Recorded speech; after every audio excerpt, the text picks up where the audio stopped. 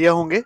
तो यार विप्रो का थोड़ा सा और अपडेट आ गया था, तो मैंने सोचा कि आप लोगों के साथ शेयर कर दूं। तो यार विप्रो का जो नेक्स्ट जनरेशन एसोसिएट का प्री स्किलिंग राउंड कई बच्चों का तो हो गया है, उनका ऑफर लेटर भी आने लग गया है और कई बच्चों को शुरू हो गया है मिलना।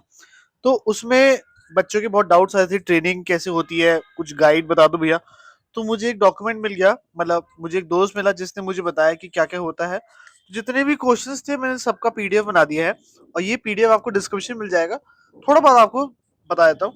विप्रो एनजीए मतलब विप्रो नेक्स्ट जन एसोसिएट होता है।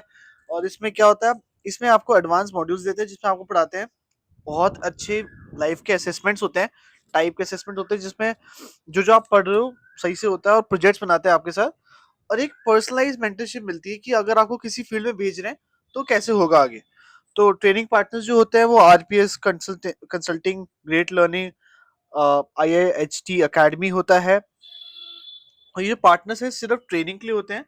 ये फाइनल सिलेक्शन ऑन बोर्डिंग कुछ नहीं कराते, वो सब कुछ विप्रो के हाथ में है। फिर क्वेश्चंस थे कि वर्चुअल होगा इन ऑफिस होगा, भाई साहब बिल्कुल वर्चुअल होगा, ऑनलाइन होगा, ऐश करके लेट के कर सकते हो पर भाई ध्यान से करना हमेशा चीजों को। उसके बाद बात आती है डिफरेंट डोमेन्स अवेलेबल, कौन कौन से अवेलेबल है इसमें।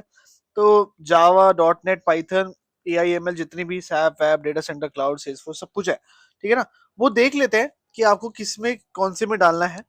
और यार ये मैं पूछना चाहता था उससे कि क्या हम इसको चेंज कर सकते हैं, तो उसके पास भी इसका आंसर नहीं था, क्योंकि वो कहता है यार बड़ी मुश्किल से नौकरी मिल गई तब चुप हो जाओ।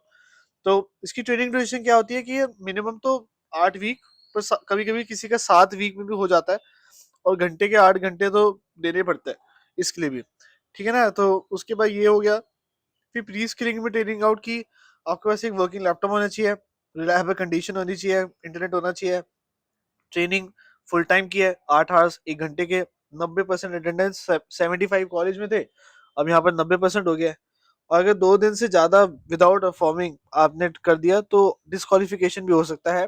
बड़े स्ट्रिक्ट अलग तरीके से, क्योंकि यार आपको सिखा रहे हैं, वो पैसा लगा रहे हैं, तो अगर आप ही सीरियस नहीं हो तो आपको जॉब पे क्यों रखे। बहुत सही बात है। फिर आते हैं स्टाइपेंड पे, कोई स्टाइपेंड नहीं मिल रहा जिस जिस ड्यूरेशन आप स्किलिंग में हो रहे हो। फिर 2 फेज में होता है। फेज 1 होता है जिसमें 10 से 15 दिन आपका डेली असेसमेंट रहेगा। आपका एक माइलस्टोन असेसमेंट डोमेन बेस पे हो जाएगा और आपको पास करना ही है, तभी आप फेज 2 पे जाओगे। और जो फेज 2 होता है वो 30 से 45 दिन का होता है, सिर्फ डोमेन स्पेसिफिक।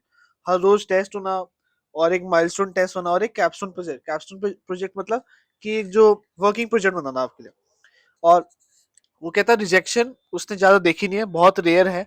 हाँ, टर्मिनेशन हो सकता है अगर आपने कोई चीटिंग वीटिंग करी, जो बताया गया था उसको कि अगर आपने कोई चीटिंग करी या फिर आप एबसेंट ही होते गए बिना नोटिस पे, आप टर्मिनेट हो जाओगे आराम से। और बहुत सारे बच्चों को री अटेम्प्ट की भी अपॉर्चुनिटी मिलती है। तो यार पर एक ही अटेम्प्ट में क्लियर कर दो, क्यों अपनी प्रोफाइल पहले से खराब कर रहे हो कंपनी में जाके।